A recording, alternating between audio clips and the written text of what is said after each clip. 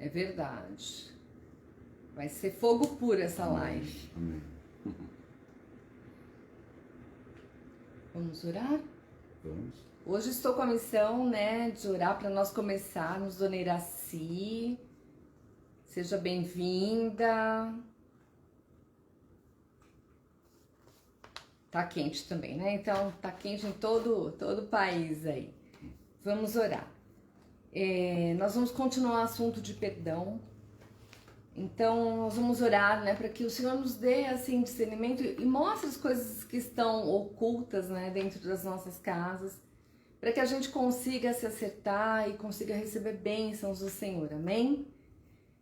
Pai, em nome de Jesus, Sim, Pai. Senhor, nós Em nome de entregamos Jesus. essa live, Pai, nas Tuas mãos, Senhor. Amém, papai. Cobre cada vida com Teu sangue, Sim, cada Senhor. lar, Pai, começando aqui do nosso, que a nossa casa seja coberta com Teu sangue. Amém, papai. Cada laje, cada vida que vai ter acesso a essa live, seja agora ou posteriormente, Senhor, em nome de Jesus, Sim, sim. que haja proteção. Amém, Pai. Pai amado, a Tua palavra diz que o Espírito Santo, ele nos convence, né, do pecado, da justiça e do juízo. Amém, Pai, em nome de Jesus, nós queremos estar no centro da Tua vontade sempre. Sim, Pai, sim. nós queremos obedecer a Tua voz, obedecer aquilo que a Tua palavra diz, Senhor. Sim, Pai. Pai, em nome de Jesus, se nós estamos fora né, do prumo, Senhor, em nome de Jesus, nos convence, Espírito Santo de Deus. Amém. Pai, em nome de Jesus, que o Teu amor venha sobre cada lar. Amém. Pai, em nome de Jesus, que a decisão, Pai, em perdoar venha sobre cada vida, Senhor. Amém, Senhor. Pai, nós sabemos que nós precisamos querer perdoar. Pai, em nome de Jesus, Pai, nos convence, Espírito Santo de Deus, para perdoarmos, Pai. Amém. Apesar de ser um mandamento, Pai, ser um imperativo, o Senhor nos ordena a perdoar, mas nós resistimos, Senhor. Pai, em nome de Jesus, que a gente possa, Pai amado, vencer a nossa alma e declarar perdão e ter libertação, Senhor. Amém. Pai, em nome de Jesus, Senhor. Amém. Amém. É fundamental, né, a gente imaginar que assim, que uma casa dividida, ela não subsiste. Tá escrito isso, não é? Exatamente. Ela não prospera, né? não prospera, não subsiste, ou seja, tem vários prejuízos. Quando nós estamos com a ausência de perdão, nós estamos divididos, porque não tem unidade por diversos motivos. Não estamos nos falando, não estamos cumprindo a vontade de Deus, estamos sendo desobedientes em relação à palavra, né, que é um imperativo em relação a perdoar. Então, uma casa dividida não subsiste. E o que acontece? Se a casa rachar, né, pensando numa casa, teoricamente, se ela rachar, parte vai para cá, parte vai para lá. Então, às vezes, né, parte da família está aqui, parte da família está lá. A gente acaba inserindo outras pessoas da família nesse processo, né? Então, o casal rompido, os filhos vão ser afetados, né? Isso não é bacana, não é bacana. Porque lá em Hebreus 12, né, 14 e 15, fala assim: segui a paz com todos e a santificação sem a qual ninguém verá o Senhor, tendo cuidado de que ninguém se prive da graça de Deus e que de nenhuma raiz de amargura brotando vos perturbe e por ela muitos se contaminem. Né? Então, assim, para poder ter santificação, para poder ter paz, tem que perdoar. Porque se chegar a deixar a amargura, né, se tornar uma raiz, brotar, crescer, todo mundo vai ser contaminado. E aqui tá falando o quê? Que sem santificação a gente não vai ver a Deus. Vamos nos privar da graça, do favor imerecido de Deus. Então, essa questão do perdão, nós temos que entender que é um mandamento, a gente tem que perdoar. Sim. Não dá pra gente alimentar essa questão, né, de não é justo, eu tô certa, ele tá errado, ou ele fala, eu tô certo, ela tá errada. Não, não é isso que diz a palavra, Sim. né? Exatamente. Existe um texto que fala assim, o perdão é uma das coisas que nos torna mais semelhantes a Deus. Que tremendo, né? Porque quando você perdoa, você manifesta uma característica de Deus, né? Então, Caramba, forte isso, hein? Deus é um Deus que perdoa. Deus é um Deus que perdoa mais do que castiga. É só você prestar atenção nos seus erros e eu prestar atenção nos meus erros. Você imagina o que Deus, se fosse você, faria com você quando você errasse? Você mereceria mais o perdão ou a punição, o castigo? Então, Deus, a Bíblia fala que a misericórdia de Deus, ela se renova a cada manhã. Isso mesmo. Não é? E Deus não muda. Então, a misericórdia e o juízo são dois atributos de Deus. Deus é um Deus que é misericordioso. Ele tem muita misericórdia. Mas Deus também é um Deus que julga com justiça e traz juízo, não tem o culpado por inocente. São duas características de Deus, do Pai. E como nós podemos falar que somos filhos desse Deus, quando nós só temos uma característica? Ou seja, eu tenho a característica do juízo, mas eu não tenho a característica do perdão. Então, quando você olha como Deus te trata, Ele te trata com muito mais perdão do que com juízo, do que com castigo. Se Ele fosse nos tratar como nós tratamos os outros, nós já estaríamos aniquilados, estaríamos mortos. Né? Imagina a sensação de Deus, se a sensação que Deus sentisse quando nós erramos fosse a mesma que a sensação que nós sentimos. O desejo de vingança, por exemplo. Imagina se Deus quisesse, né, que nós fôssemos desejosos por vingança. Não suporta uma injustiça e aí a gente vai lá e mata todo mundo. Né? Imagina se Deus quisesse que nós fôssemos assim. Né? Ele seria assim. Por quê? Porque nós fomos feitos à imagem e semelhança de Deus. A nossa fonte, a nossa origem, o nosso espelho é o próprio Deus. Então, existe uma característica divina em nós que é o juízo, a justiça. Mas nós não podemos esquecer que a misericórdia, diz a palavra, triunfa sobre o juízo. Quando uma pessoa quer usar de misericórdia, ou clamar por misericórdia, qualquer juízo, ele é exterminado. Então, a misericórdia e o juízo, quando eles se encontram, o juízo cai. E a misericórdia prevalece. Por quê?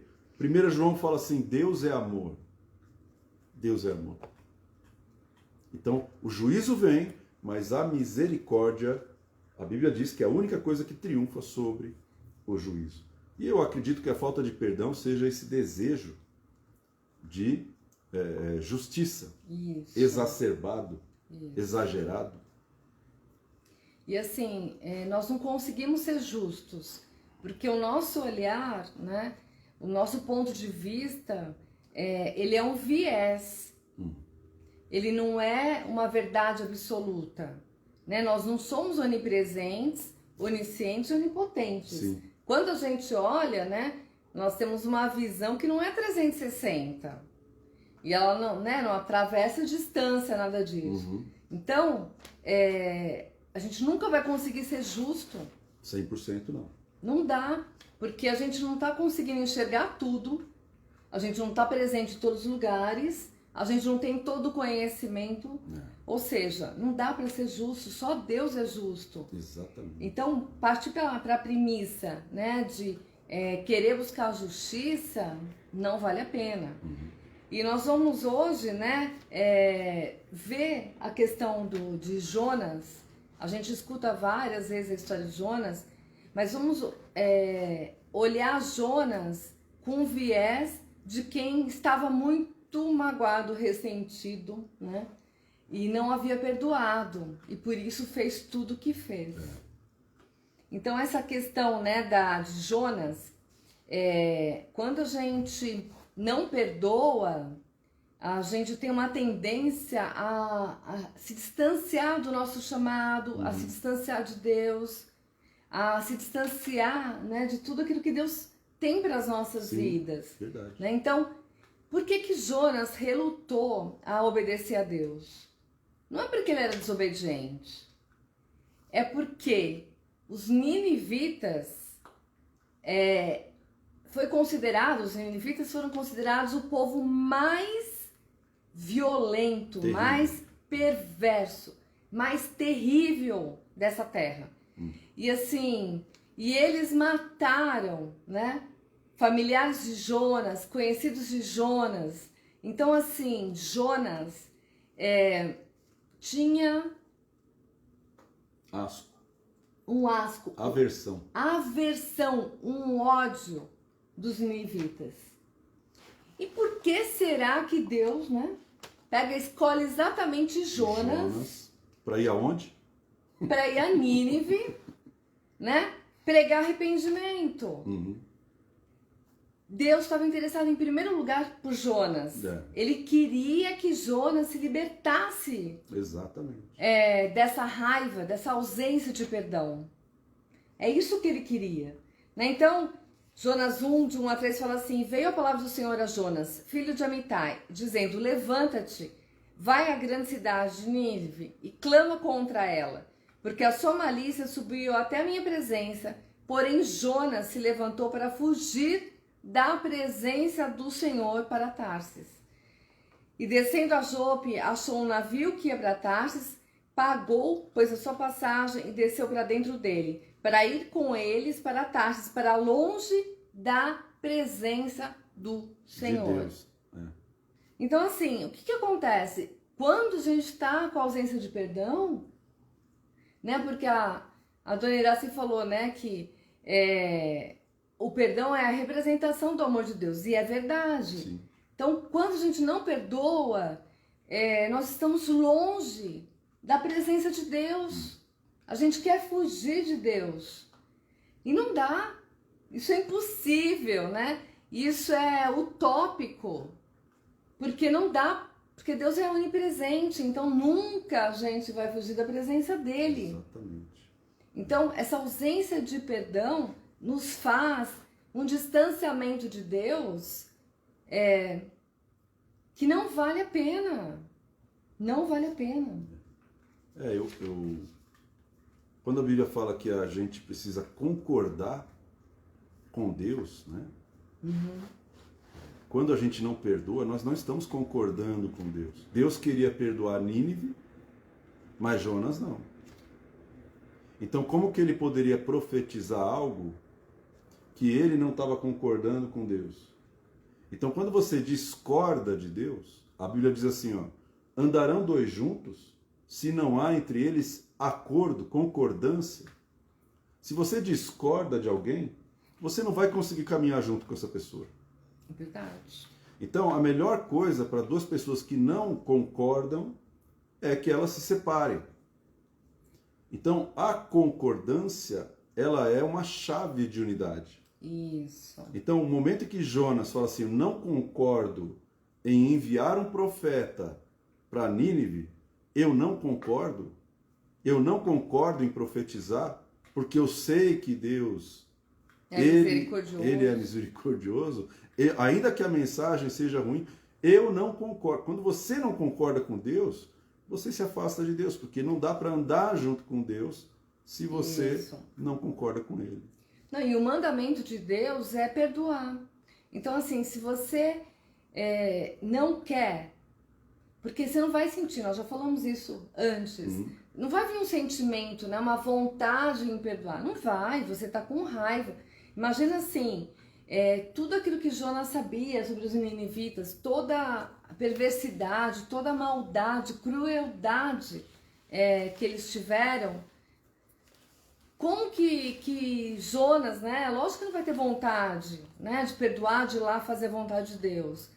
Mas não é sentimento, Não. é decisão de uma forma racional. Exato. E a palavra de Deus fala que nós temos que fazer um culto racional a Deus. Exatamente. Então é a razão, não é a emoção. A emoção não vai vir Não. à vontade, né? A razão precisa comandar a emoção. Isso. Agora, outro aspecto desse que você leu é a decisão. Isso. A decisão de Jonas. Então, imagina o seguinte: você está em um lugar e por causa de uma mágoa, você toma uma decisão de ir para outro lugar. Qual foi a base da sua decisão? A base da sua decisão foi uma mágoa, um ressentimento, uma amargura. E não um direcionamento de Deus. Exatamente. Você não está usando a razão. Isso. É lógico que não vai dar certo quando você toma uma decisão dessa. Para que você tomaria uma decisão dessa? Para fugir. Então, existe um mecanismo em Jonas de fuga muito forte. Isso. Não de enfrentamento. Não de enfrentamento. Não adianta você tentar perdoar uma pessoa à distância. É isso que Deus está ensinando com Jonas. Não adianta. A gente precisa perdoar, porque senão Deus vai colocar a gente na frente daquela pessoa. Deus vai fazer isso. Não adianta você ir para o Japão, sendo que você tem que perdoar no México. Deus vai fazer o avião dar um problema no ar e pousar no México. Adivinha quem vai estar lá no aeroporto esperando? É aquela pessoa que você tem que perdoar. Por que Deus faz isso? Porque Ele é mau? Não. Ele quer torturar você? Também não. Ele quer que você seja curado. Isso. Curado. Que você manifeste um pouco de amor pelo seu ofensor. Aquele que te fez mal. E Deus nos ama mesmo sem a gente merecer. Então o outro, a maioria das vezes, não merece. Mas eu tenho que optar por amar. Exatamente. Porque a palavra de Deus fala que o amor, ele cobre uma multidão de pecados. Exatamente. Ele perdoa os pecados. Né? Isso, né?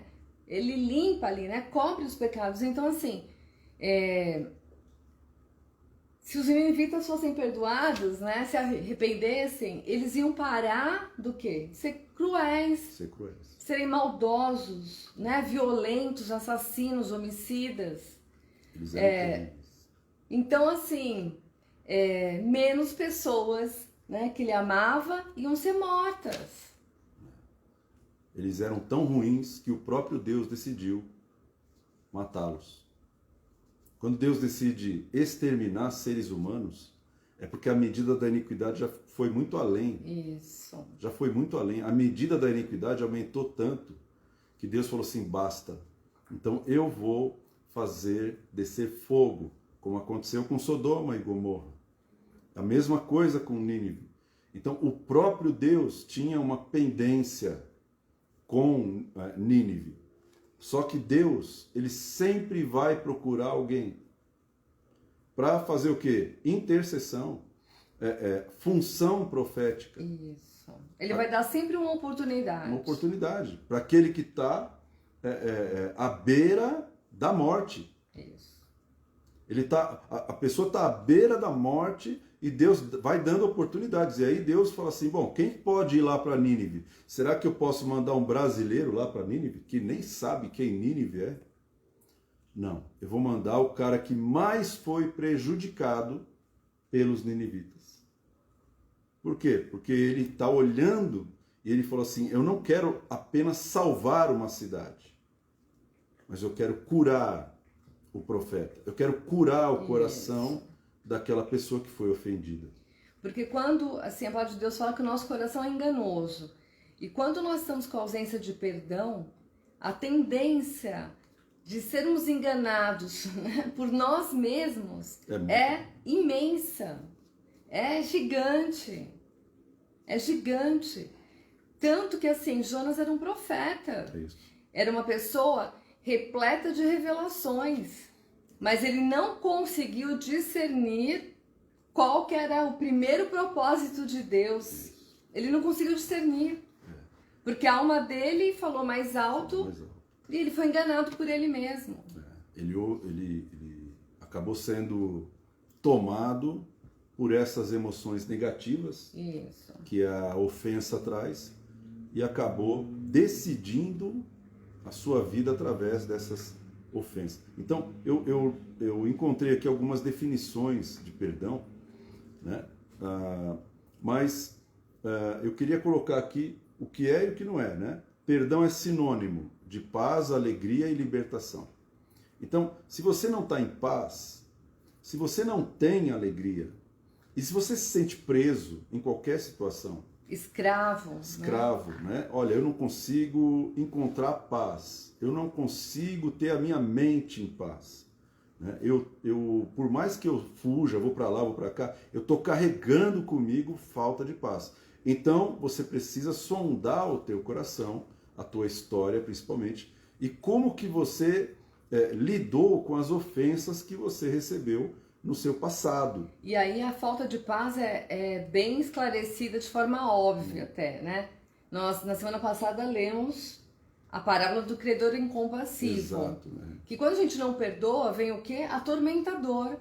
Fica uma tormenta, é verdade. Vem né? Atormentadores que são demônios que vão nos atormentar. Então, assim, a ausência de paz é a presença de atormentador, de demônio. Porque se Jesus é o príncipe da paz, quando Jesus está presente, o diabo não vai poder atormentar, né? Porque ele é o príncipe da paz, então não vai faltar paz. Exatamente. Agora, se está faltando, porque tem atormentador, e aí tem falta de perdão. Tem falta de perdão. É um processo, né? Porque isso é o sinônimo de paz, alegria e libertação. Isso é o que o perdão é, né? Você pode traduzir o perdão como algo difícil, amargo, de você tomar, um remédio amargo que você não quer tomar. Quando eu era criança e eu tinha que tomar as benzetacil da vida, eles tinham que chamar, a minha mãe chamava o pessoal na rua para me segurar, porque eu sabia que era dolorido. E eu fiquei com um trauma de agulha. Uma aversão. Mas se eu não tomasse a injeção, eu não sarava. Né? Era febre de 40 graus.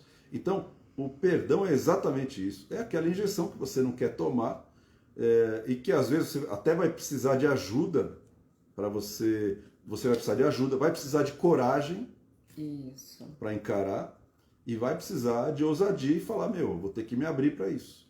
Então, isso é o perdão. Agora, o não perdoar leva consigo orgulho ferido. Orgulho ferido. Orgulho ferido é muito complicado de lidar. Porque quando uma pessoa tem o seu orgulho ferido, olha, o orgulho ferido é muito generalista, né? Uma pessoa pode se sentir ferida no seu orgulho por pequenas coisas ou por grandes coisas. Né? Uma pessoa pode rir porque ela caiu, né? Tinha um degrau, ela caiu e aquele orgulho ficou ferido e aquilo causou uma ofensa. Foi uma queda boba, você podia levantar e você mesmo podia estar rindo de você mesmo. Mas o orgulho foi ferido. Então, esse orgulho ferido, a falta de perdão, ele mantém a ferida no orgulho. Então, olha, e muita gente, por causa de orgulho ferido, eu vou levar isso para o túmulo. Vou levar isso para o túmulo. Né? Além de orgulho ferido, a amargura, né? Aquela coisa da amargura, ressentimento, cólera, acusação. Né? O que é acusação? A pessoa, o sintoma de que você não perdoou é quando você vai conversar com alguém, vai se abrir com alguém, e você sempre volta naquele assunto. E você vai acusando, porque a pessoa me feriu, porque ela riu quando eu caí, eu me senti exposto na frente de todo mundo, a pessoa fez isso contra mim. Então, esse orgulho ferido sempre vai levar a acusação aos lábios da pessoa. Você vai sempre acusar alguém. Isso. A gente não pode esquecer é velha, né, essa situação, né, de que quando você acusa alguém, né, coloca o dedo em riste, né, tem pelo menos 3 dedos contra a gente. Né? E como a Cris colocou, né, o orgulho mata. O orgulho está muito vinculado à soberba. E Deus, ele abomina Os orgulhosos, Soberbos, orgulhosos, né? Mas ele exalta os humildes. Exatamente. Outra coisa que a falta de perdão traz é o desejo de vingança. Agora, o desejo de vingança, para alguns, é muito maior do que para outros. Nós não somos iguais, né? Então, alguns vão querer compensação. Nós temos um sistema dentro da nossa cabeça de balança. Nós temos um sistema de balanças na nossa cabeça. Se você fez o mal para mim, você tem que receber o mesmo mal de volta. Olho por olho e dente por dente. Não pode ser olho por dente, tem que ser dente por dente, olho por olho. Então, o desejo de vingança vai exigir que a pessoa sofra na mesma medida que eu sofri. Agora eu te faço uma pergunta. Você pode fazer com que ela passe pelo que você passou, mas ela pode não sentir nada do que você sentiu. Exatamente, porque nós somos únicos, somos diferentes. Né? Então, assim, lidar com a situação, cada um vai lidar de um jeito. Então, assim, só Deus, né, sabe, é onisciente, sabe o que a gente sente. E por isso que Jesus na cruz levou tudo, né? Todos os tipos de pecados, todos os tipos de enfermidade, todos os tipos de sofrimento. E por isso hoje ele é nosso intercessor, é nosso advogado. Sim. Mas não dá para as pessoas serem empáticas ao ponto de sentir o que a gente sente. Não dá. Pode imaginar, pode aproximar, né? Mas não dá para sentir. Nós somos únicos. Exatamente. Né? Tem pessoas que são resistentes à dor. E tem pessoas que não resistem em nada. Outra coisa que falta de perdão traz é o ódio. Ódio. E se tem um sentimento ruim, um dos piores sentimentos é o ódio, irmão. Você odiar uma pessoa, né? Aquele ódio que você sente, aquilo vai te consumindo por dentro. Eu acredito que o ódio é uma das coisas que causa muito mal para o corpo, para o organismo. Não tenho provas do que eu estou falando, mas eu sei o que eu estou falando. O ódio faz a pessoa acabar com a saúde dela, porque o ódio é corrosivo. Eu tenho certeza que ele provoca toxina. Sim. Porque à medida que a gente não bota para fora, né, guarda, né, existem inúmeros estudos aí agora da neurociência de que o intestino é o segundo cérebro. O que acontece conosco quando nós temos problemas? E ficamos irados. Para evacuar. A pessoa que guarda fezes, o que acontece? Causa um dano. Tem pessoas que precisam fazer lavagem. Nossa, causa um dano terrível. Terrível. Então, assim, guardar as coisas ruins, né? Então, o que o intestino faz? Ele pega, ele guarda as vitaminas na parede dele para o seu organismo, né, absorver, e aquilo que é ruim, né, fica dentro para poder sair. Se não sai... É uma ligação direta entre o teu cérebro e o teu intestino. Isso. O intestino é um órgão primário de choque. E o intestino começa aqui em cima e vai até lá embaixo. Então, assim, não perdoar, esse ódio vira uma toxina, causa dano. E atrapalha a digestão, atrapalha a extração de nutrientes. Tem gente que quando está com muito ódio, come, passa mal, passa muito mal. E aí dá uma série de problemas, né? E a espiral da violência é outra coisa que a falta de perdão carrega. A violência, né? Eu conheço pessoas que torturaram os seus ofensores. Eu também. Não é simplesmente dar um tapa na cara. Não. É torturar mesmo durante anos. Né? Eu conheci um casal, que eles já eram idosos. E o marido falou assim, olha, eu estou pensando em me separar depois de velho. Eu estou casado com essa mulher faz muito mais de 30 anos. Mas eu quero me separar, porque ela me despreza, ela não fala comigo, ela fala se vira na hora que eu estou pedindo alguma coisa para ela. Né? Ela de repente, e ela está fazendo isso já há anos, mas ela não era assim. mas há anos que ela está. Eu já me acostumei em ser maltratado pela minha própria esposa. Então, o que é isso? Isso é espiral da violência. Você fica ali, ó, violentando aquela pessoa. Por quê? Porque ele tem que me pagar. Então, algumas pessoas, elas têm essa espiral da violência como uma manifestação da falta de perdão. E eu falei para ele assim, olha, meu querido, eu acho que você tem que sentar com ela e pedir perdão. Alguma coisa aconteceu que ela não consegue digerir. Então, se você pedir perdão, é o começo da restauração. Mas não peça o divórcio. Então, peça perdão para ela.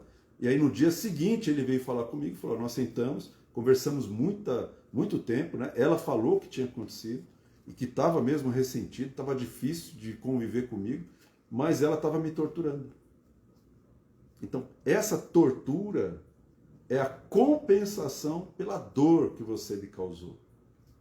Então, quantos casais, quantas famílias, o filho tortura o pai tortura a mãe tortura o filho. Por quê? Porque fez algo, criou uma mágoa, criou um problema.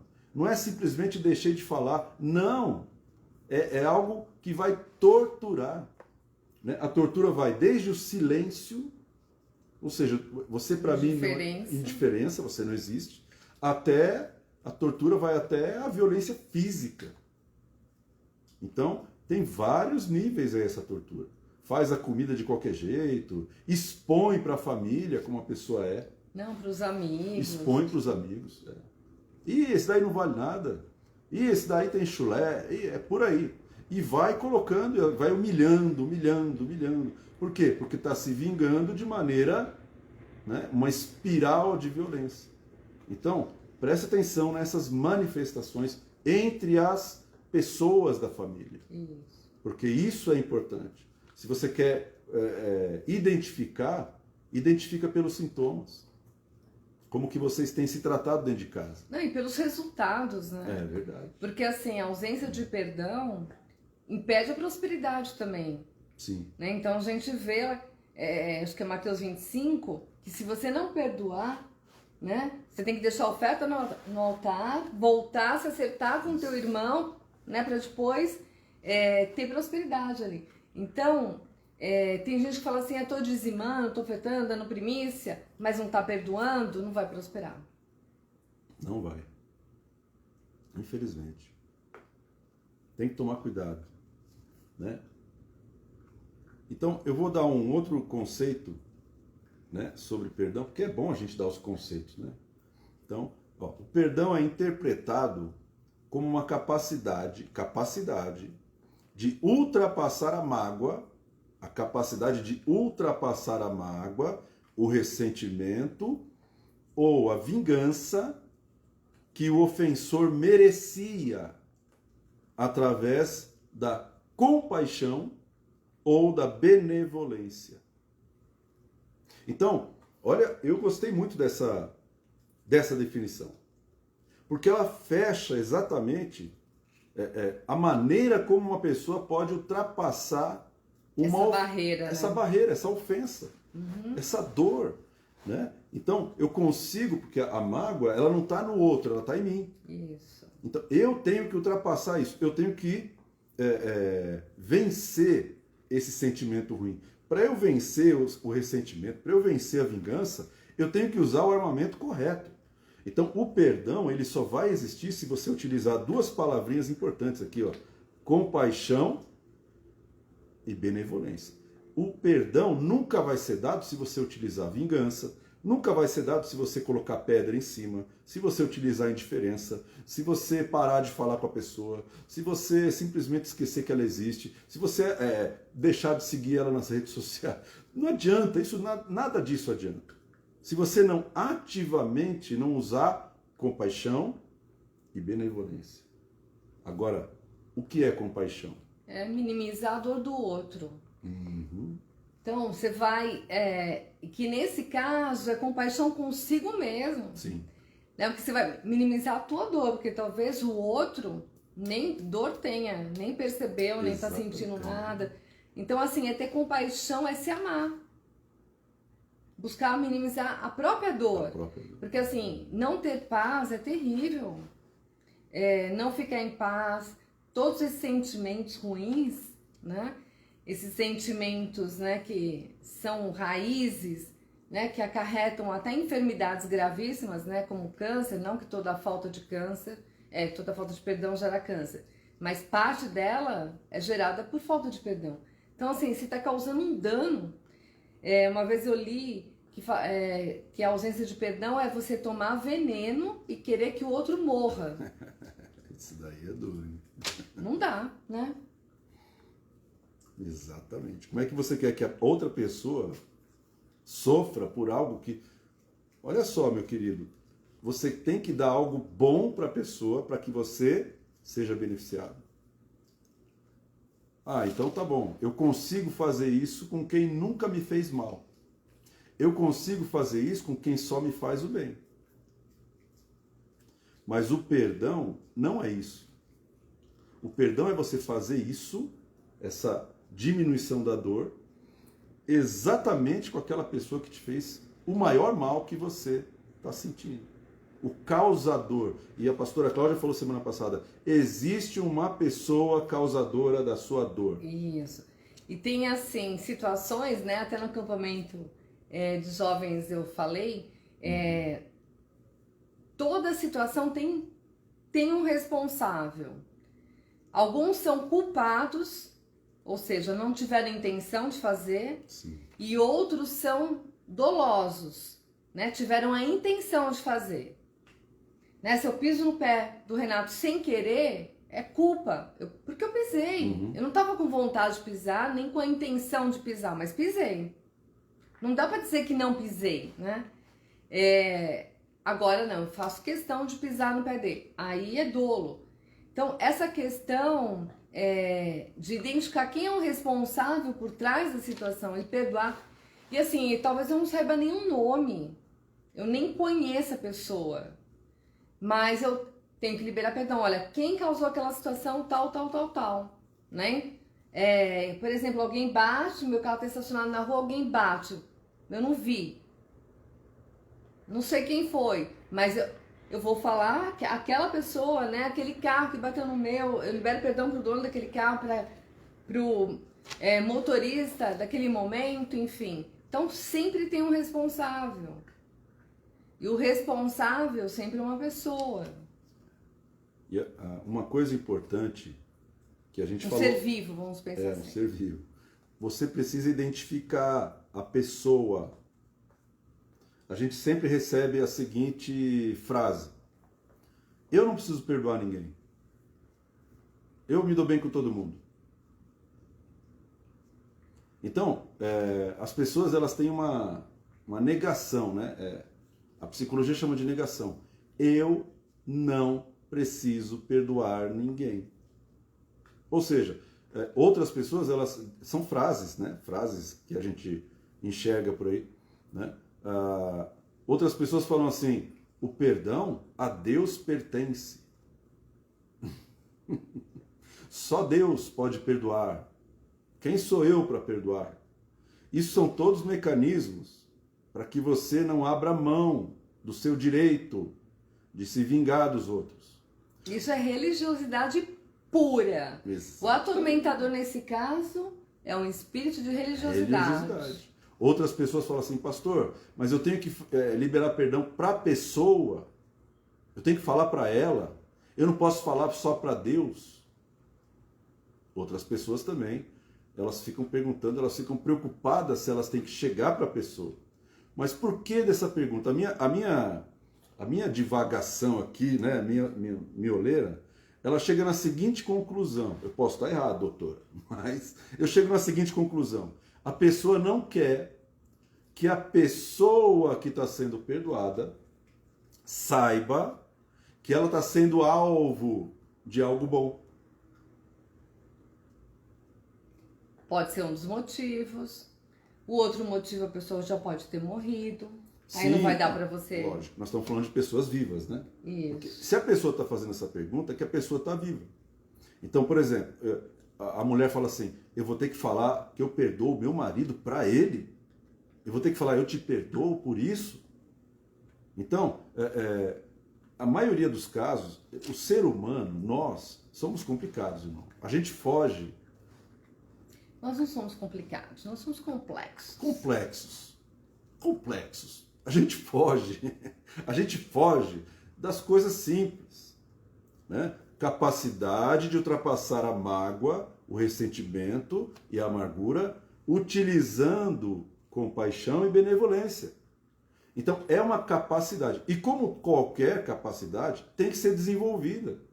Mas o que não dá para fazer é para eu me enganar, pensando que eu não preciso perdoar ninguém, ou que ninguém nunca me fez mal a tal ponto de que eu tô bem. Eu tô bem. Então, nós estamos fazendo essa descrição bem detalhada para que você identifique. Identifica a pessoa que te fez mal. Dá nome para ela. É o primeiro passo. Você tem que identificar essa pessoa. Ó, quem me fez mal foi a Cláudia. Se não souber o nome, né, como eu dei o exemplo do carro, é o motorista que bateu no meu carro. Exatamente. Né? E não precisa ter vergonha de ter sido ofendido. Você sabe que uma das coisas, isso é um assunto bem extenso, né? E a gente está aqui conversando, mas assim, eu acho que em relacionamentos a gente tem que aprender a colocar limite nas pessoas. Isso. Como a gente não coloca limite, a gente vai engolindo as ofensas. Então, a gente não é ensinado a colocar limite. Até aqui você vai, daqui para cá você está me ofendendo. E é interessante, né? Já falamos também sobre isso, mas é pertinente para o tema agora. A dor não dá para mensurar, né? Tanto que quando a gente vai para um hospital, ele pergunta, né? De 0 a 10, qual que é a dor, né? Qual o tamanho, né? O peso da tua dor. Então, assim, essa questão do limite, somos nós mesmos, porque assim, eu sei onde chega meu limite, o quanto eu posso suportar, o quanto eu não posso suportar. Então, assim, não dá para deixar com que o outro, né, imagine Faça o que quiser, ou coloque um limite. Não, nós temos que colocar limites nas pessoas. isso. Forte isso, hein, doutor? E tem gente, né? Qualquer dia a gente fala sobre os sabotadores, né? Que é um outro mecanismo, né? Emocional, psicológico. Então tem gente que se auto-sabota. Sabe que o outro, né, vai te causar dano. Uhum. E mesmo assim você continua. Continua. Deixa, né? Na realidade, eu acho que quando você não põe limite, eu posso estar errado, né? Porque eu não sou técnico. Mas assim, não colocar limite, para mim, é como se fosse uma passividade. Isso. É assim, eu sou um boneco, você pode fazer o que quiser comigo. Mas não é bem assim. Então isso tem um motivo. Por que eu estou passivo? Né? Ama o teu próximo como a ti mesmo. Então, primeira fonte de análise, como que você se ama? Porque as pessoas vão te magoar na medida que você deixar elas te magoar. Porque assim, eu não mudo o outro, mas eu mudo o que o outro causa em mim. Sim, é isso aí. A minha emoção, né, o sentimento, né, a emoção, aquilo, são as básicas, as emoções são inatas, elas surgem, a gente já falou sobre isso também, elas surgem, eu não controlo, mas o sentimento em relação àquela emoção eu controlo. Né? Então, assim, eu tô alegre, né, vou festejar, vou tirar a roupa. Não! A alegria eu não controlo, né? Assim, vem espontaneamente, mas a decisão, né? Do que fazer. O que eu faço, né, com aquele sentimento, eu controlo, né? Então, assim, o outro eu não consigo mudar, não consigo impedir que o outro faça, mas eu posso administrar o que o outro causa em mim. Agora imagina só, você tem um casal que se casa e não foi ensinado a colocar limite um no outro.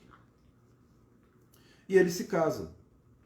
E é lógico, quando eles começam a conviver dentro do casamento, eles começam a permitir que um agrida o outro e ele não comunica que está sendo agredido. É aquele casal que toda vez que o pão chegava da padaria, né, o homem cortava o bico do pão e dava para a mulher. E a mulher comia o miolo do pão. Passou 10 anos, a mulher tomou coragem e falou assim: posso dizer uma coisa para você? Bem, pode. Odeio o bico do pão. E ele falou assim: posso dizer uma coisa? Odeio o miolo do pão. Então, por que você me dá o bico do pão? Eu pensei que você gostava. Então, comunicação. E assim, tem gente que fala assim, bom atendimento é fazer aquilo que você gostaria que fizesse para você. Não! Bom atendimento, né? Esperar a expectativa do outro é fazer o que o outro precisa, o que o outro espera, não aquilo que eu espero. Você tem que conhecer o outro. Então, assim, porque o marido gostava do bico do pão, eu achava que a mulher gostava. Então, não tem que fazer aquilo que eu gostaria que fizesse comigo. Tem que fazer aquilo que o outro quer que faça, né? Gosta do que faz. Eu imagino, né, que nos primeiros meses o marido dava o bico do pão para ela porque ele gostava do bico do pão. E ele imaginou que ela gostasse também. Mas como ela odiava o bico do pão, ela também começou a receber o bico do pão para não criar um problema. E aí ela criou um problema.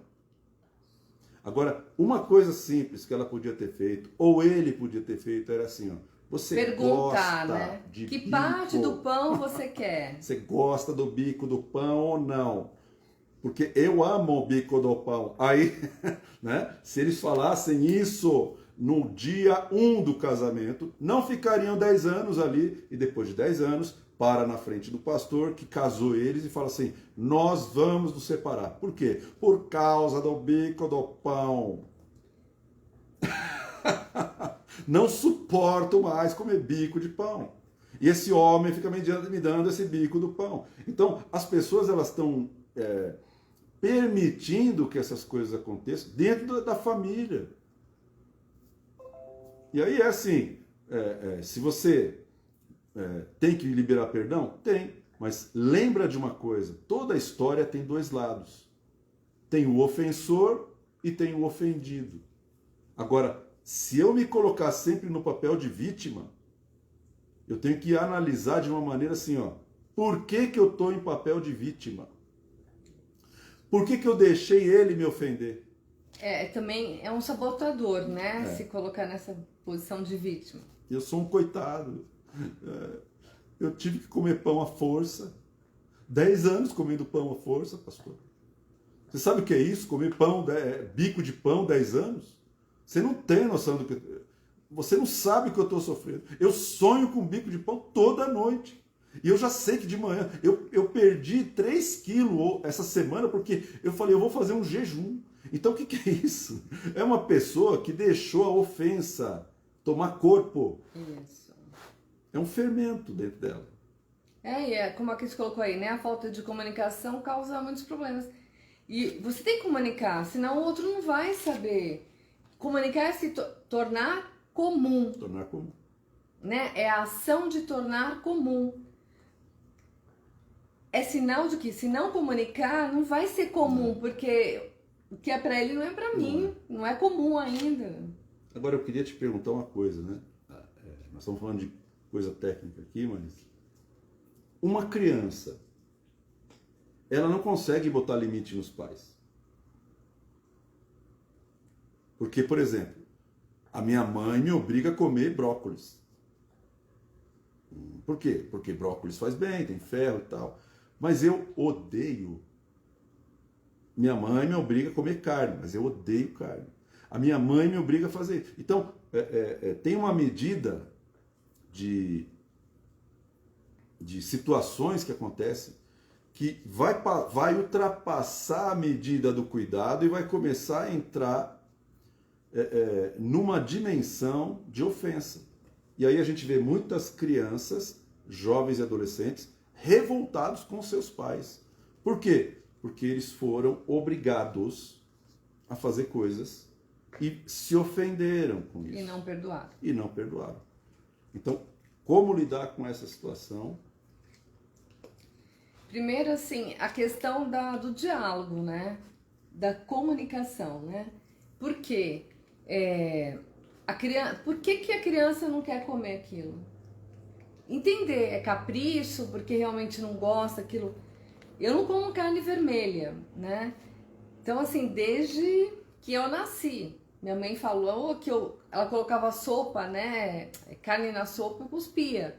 Eu não suporto carne vermelha, não é uma coisa assim, eu não como carne vermelha porque mata os animais. Não, eu não suporto, também por isso, mas eu não suporto o sabor da carne. É uma coisa assim, eu passo mal mesmo. Então, minha mãe chegou a fazer teste. Fez almôndega de carne e falou pra mim que era de frango. Pra ver o quê? Se era frescura, né? Ou se realmente eu não gostava. Então, quando ela entendeu que eu não gostava, ela parou de me obrigar a comer carne. De forçar. Então, ela fazia hambúrguer de soja, não sei o quê. Nunca mais me obrigou a comer carne. Mas ela me obrigava com uma boa intenção, né? Pra eu não ter, né, problemas em relação à proteína, um monte de coisa. Mas não era capricho meu. É diferente assim, eu nunca experimentei e falar, não gosto, não quero, né? É outra coisa assim, já experimentou tal e realmente não suporta.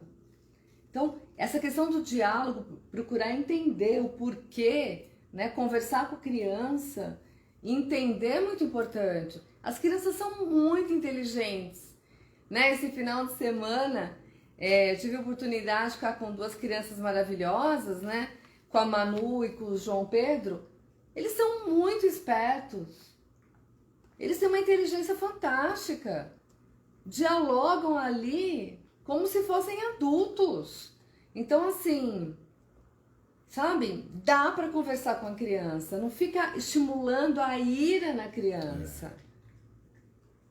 A Bíblia diz assim, não provoqueis vossos filhos a ira, mas criai-os na disciplina e admoestação do Senhor. Não provoque o seu filho a ira. Então, quando a Bíblia nos ensina sobre esse relacionamento entre pais e filhos, é para te proteger e proteger o teu filho de amanhã ele fazer alguma coisa porque ficou magoado, ficou marcado, ficou traumatizado, ficou ressentido, ficou irado e ele quer se vingar de você. Então, não, a gente tem inúmeras histórias de filhos que mataram os pais. Né? Mataram os próprios pais. Filhos que eles fazem o que o pai mais abomina, a gente conhece um caso de um filho que se transformou em palmeirense porque o pai era corintiano. Ele foi torcer pelo Palmeiras só porque o pai era corintiano. Ou seja, ele estava gritando para o pai, eu sou teu inimigo.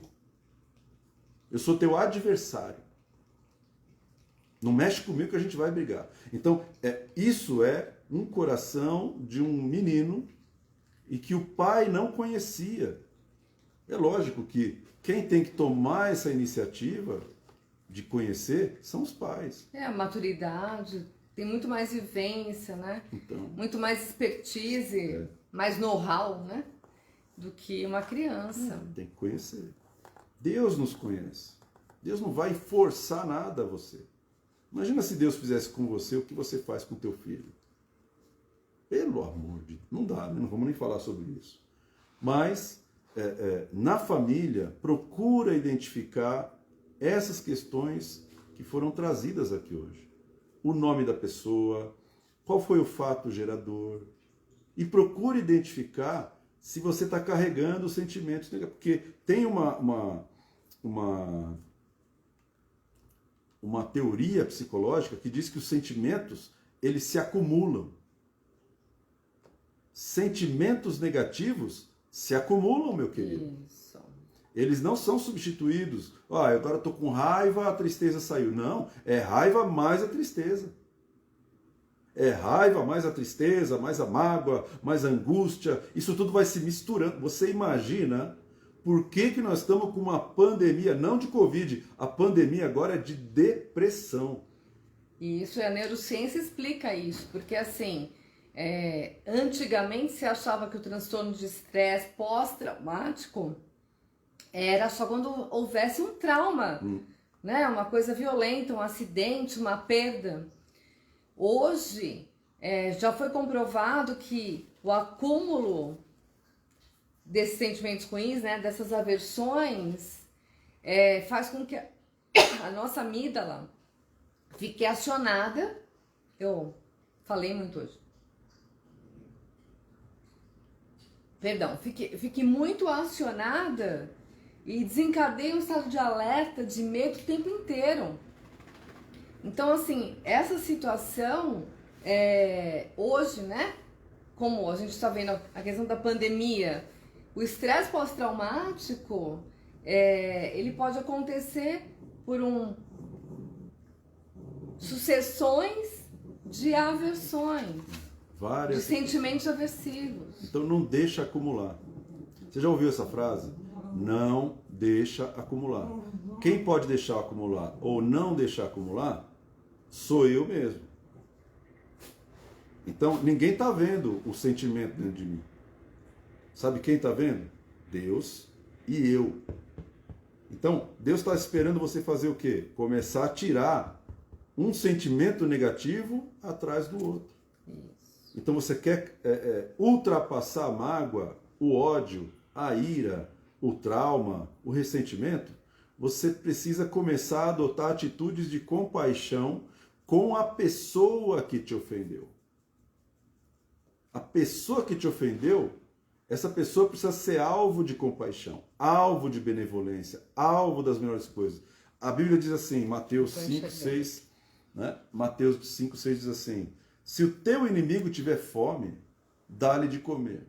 Se tiver sede, dá-lhe de beber. Porque assim amontoará a brasa de fogo sobre a cabeça dele.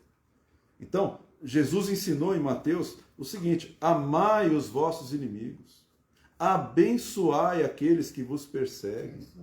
Jesus está ensinando de maneira detalhada como perdoar alguém. Ele falou assim, para que você seja filho do nosso Pai que está nos céus. Então, você precisa pegar as pessoas que te perseguem, as pessoas que te fazem mal, e começar a usar amor, benevolência, compaixão, abençoa. Se tiver fome, dá de comer, presta atenção. A pessoa te fez mal, vai lá, vê o que ela está precisando e dá alguma coisa que ela está precisando. Você vai ver como isso vai te dar capacidade de você ultrapassar uma mágoa. E se você não consegue sozinho, é pedir a Deus, né? Então, assim, tem um exemplo pessoal. Eu tive um problema sério com uma pessoa da minha família que me lesou muito. Eu tive muitas perdas financeiras, perdi muita coisa. E aí chegou num momento que eu já não estava nem mais odiando, eu estava totalmente indiferente. Péssimo, péssimo, péssimo, um sentimento horrível. E aí eu comecei a orar para que Deus colocasse amor no meu coração para aquela pessoa. Falei, Senhor, eu preciso amar essa pessoa. Coloca amor no meu coração. E Deus fez isso e foi sensacional. E eu não me arrependo, nem um pouco. Amai os vossos inimigos, né? Jesus falou assim, se você amar só os que te amam, que recompensa você vai ter? É fácil, né? Se você quer ser parecido com Deus, se você quer ser filho de Deus, ame os vossos inimigos. Você quer ser filho de Deus? Ame o teu inimigo. Ame o teu inimigo. Ou aquele que se fez o teu inimigo.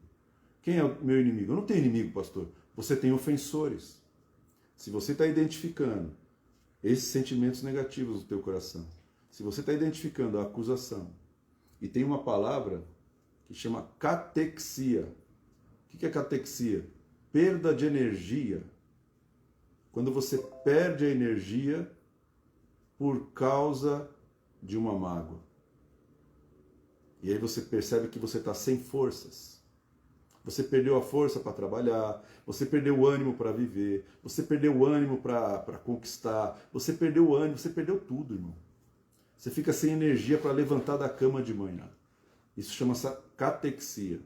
Isso é um sinal, um dos sinais da falta de perdão. Então, quer restaurar a sua energia? Está tomando um monte de vitamina, tal, mas se você não resolver a causa, como é que você vai voltar a ter vida, energia? E sem, né, contar aquilo que nós falamos na semana passada, né? Essa falta de energia, tudo vai comprometer a imunidade. Vai. E, em consequência, vai afetar, né? Vai expor ao risco de enfermidade física, né? Até o próprio Covid. Amém? Deus é bom.